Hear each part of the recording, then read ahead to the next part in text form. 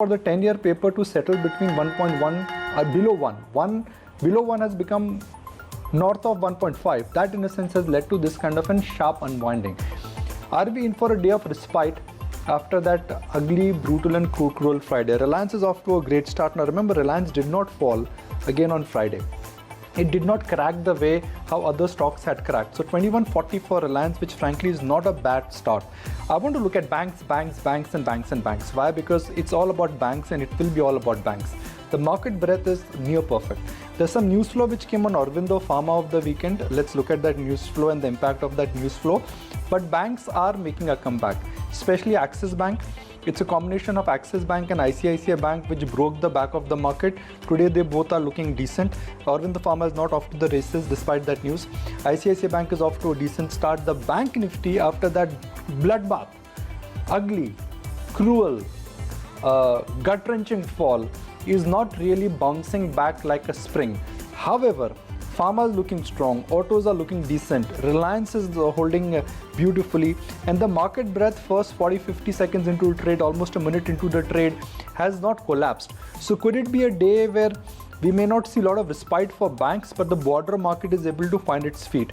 And just when I thought that Reliance was moving higher, Reliance seems to be tumbling down again. I want to look at autos because dispatch numbers will come later in the day, starting with Hero MotoCorp or perhaps other names.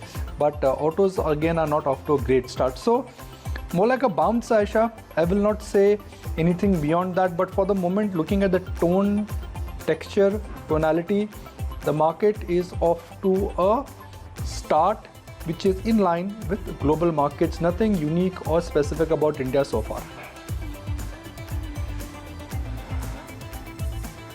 Yeah, nothing spectacular, and what remains to be seen is whether this bounce gets sold into, because mind you, we're only 100 points up in the green, and I say only purely in context of the 600 point fall that you had on Friday.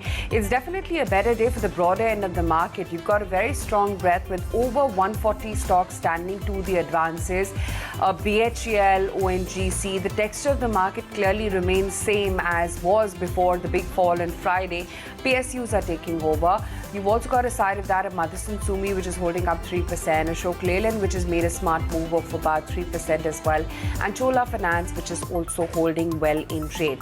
On the flip side, though, Bharti is under pressure. There's BOB, there's Godrej Consumer Product, there's Colgate. These are a couple of losers in trade. Cummins has started off in the positive. Can Bank has started off in the positive. The Nifty Bank has recovered 1.25%.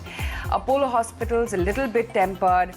PNB starts off with a move of about 0.5% or so.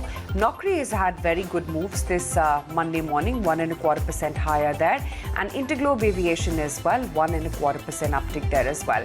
So net point being that you're not seeing any big moves. While it is a stable start for the market, what remains to be seen is whether that just gets sold into.